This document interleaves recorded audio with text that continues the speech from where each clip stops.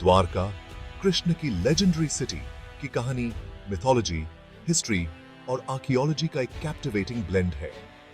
Dwarka Hindu scriptures में एक significant place रखती है और बिलीवर्स और स्कॉलर्स दोनों को फैसिनेट और इंस्पायर करती है। द्वारका, जिसे अक्सर गोल्डन सिटी कहा जाता है, माना जाता है कि प्रेजेंट डे गुजरात में इंडिया के वेस्टर्न कोस्ट पर बनी थी। यह कृष्ण के किंगडम की कैपिटल थी और पॉलिटिकल, इकोनॉमिक और कल्चरल एक्टिविटी का एक हब थी। महाभारता में द्वारका की ग्रैंडियर, उसके ऑप्युलेंट पैलेसेस और उसकी बसलिंग स्ट्रीट्स के विविड डिस्क्रिप्शंस मिलते हैं। ये डिस्क्रिप्शंस एक ऐसी सिटी की पिक्चर पेंट करते हैं जो वेल्थ और प्रॉस्पेरिटी से भरी थी, कृष्ण के वाइज और बेनेवोलेंट रूल का एक टेस्टामेंट। द्वारका की कहानी सिर्फ एक मैग्निफिसेंट सिटी की टेल नहीं है, यह डिवाइन इंटरवेंशन, ह्यूमन फॉली और टाइम के सिक्लिकल नेचर की भी कहानी है। द्वारका की लेजेंड जनरेशन से पास डाउन होती रही है, डिवोशन को इंस्पायर करती है और हमें फेथ की पावर और पास्ट के एंड्यूरिंग अल्योर की याद दिलाती है।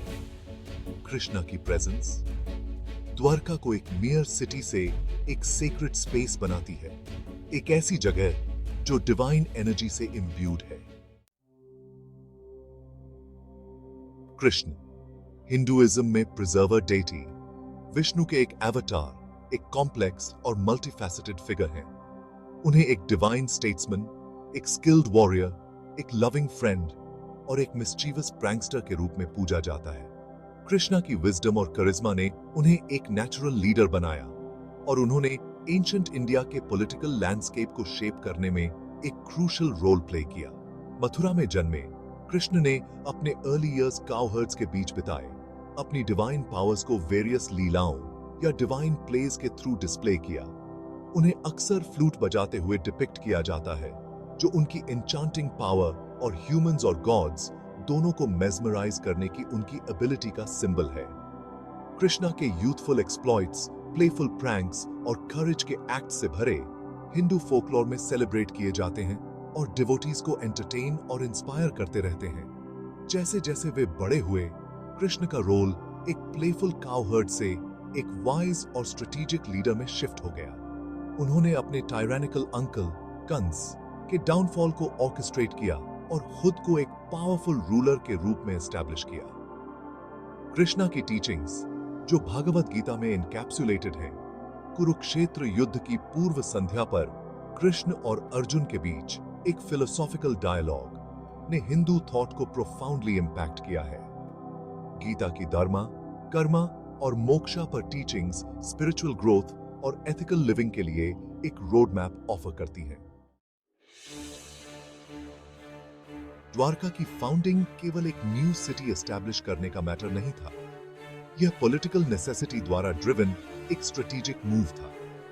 मगधा के पावरफुल किंग जरासंध से कांस्टेंट थ्रेट्स का सामना करते हुए कृष्ण ने अपने लोगों को एक मोर सिक्योर लोकेशन पर रीलोकेट करने का फैसला किया। इंडिया का वेस्टर्न कोस्ट अपने नेचुरल डिफेंसेस और मैरिटाइम ट्रेड रूट्स तक एक्सेस के साथ एक आइडियल सैंक्चुअरी ऑफर करता था। कृष्ण ने अपनी न्यू कैपिटल के लिए गुजरात के कोस्ट से दूर कुशस्थली आइलैंड को चुना। लेजेंड के अनुसार यह आइलैंड इनिशियली बैरन और अनइनहैबिटेबल था।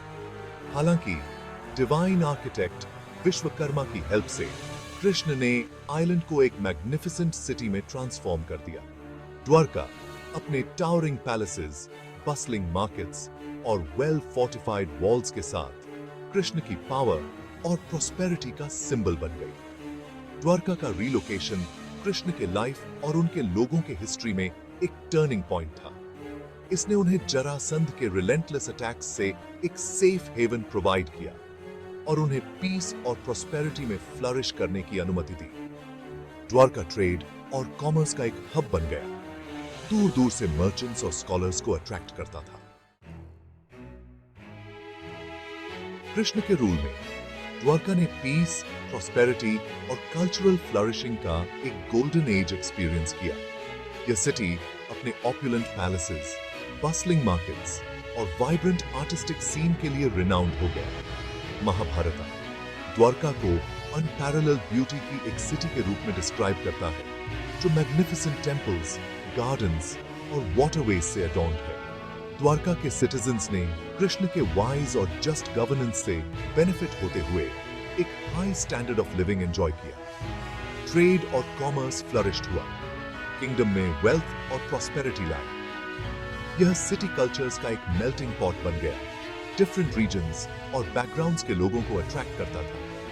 इस कल्चरल डाइवर्सिटी ने द्वारका के आर्टिस्टिक और इंटेलेक्चुअल लैंडस्केप को एनरिच किया। कृष्णा का कोर्ट लर्निंग और आर्टिस्टिक एक्सप्रेशन का सेंटर था। स्कॉलर्स, पोएट्स और म्यूजिशियंस कृष्णा के पेट्रोनेज और सिटी के वाइब्रेंट इंटेलेक्चुअल एटमॉस्फेयर से अट्रैक्टेड होकर द्वारका आते थे। द्वारका का गोल्डन एज कृष्ण की लीडरशिप और एक हार्मोनियस और प्रॉस्परस सोसाइटी क्रिएट करने की उनकी एबिलिटी का टेस्टमेंट है।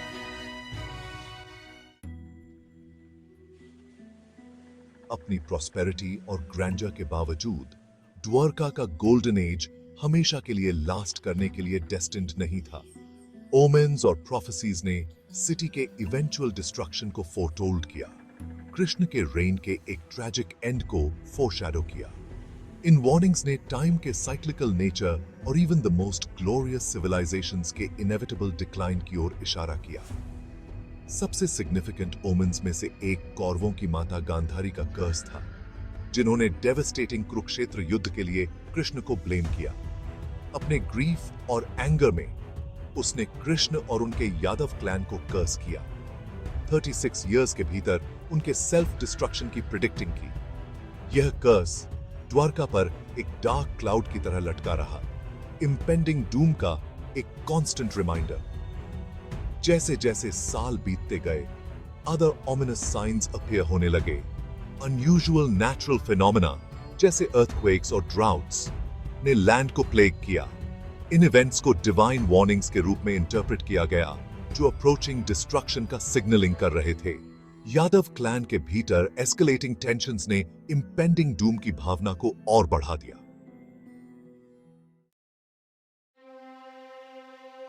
महाभारता द्वारका के फाइनल डेज और सी में उसके ड्रामेटिक सबमर्जेंस का एक डिटेल्ड अकाउंट प्रोवाइड करता है। यादवों के बीच इंटरनल कॉन्फ्लिक्ट्स और एस्केलेटिंग वायलेंस की एक सीरीज के बाद एक फ्रैट्रिसाइडल वॉर छिड़ गई, जिसने क्लैन को डेसिमेट कर दिया। अपने लोगों के सेल्फ डिस्ट्रक्शन से हार्ट ब्रोकन कृष्ण फॉरेस्ट में रिट्रीट कर गए, जहां वे एक्सीडेंटली एक हंटर द्वारा किल कर दिए गए। कृष्ण के डिपार्चर के साथ द्वारका को शील्ड करने वाली डिवाइन प्रोटेक्शन गायब हो गई। समुद्र, जिसे कभी कृष्ण की डिवाइन पावर ने बैक होल्ड किया था, सिटी पर इंक्रोच करने लगा। लहरें सिटी वॉल से टकराईं, स्लोली बट रिलेंटलेसली लैंड को रिक्लेम करती रहीं। कभी मैग्निफिसेंट पैलेसेस और बस्लिंग स्ट्रीट्स ओशन द्वारा निगल लिए गए, अपनी फॉर्मर ग्लोरी का कोई ट्रेस नहीं छोड़ा।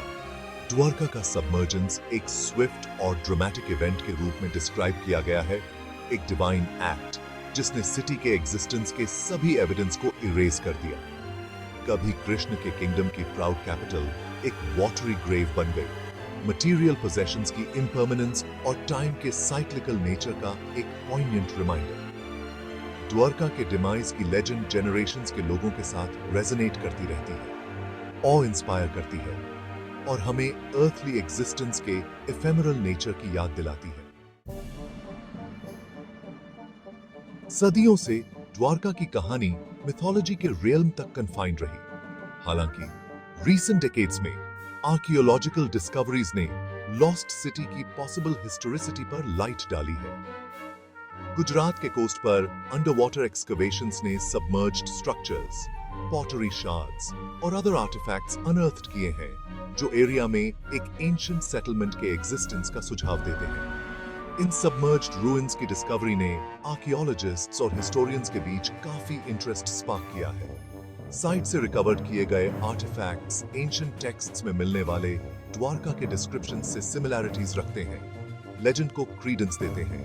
आर्टिफैक्ट्स की कार्बन डेटिंग बताती है कि सेटलमेंट एंशिएंट टाइम्स से है, जो कृष्ण के रेन के पीरियड से कोइंसाइड करती है, जबकि आर्कियोलॉजिकल एविडेंस एक कंप्लीट पिक्चर प्रोवाइड नहीं करती है।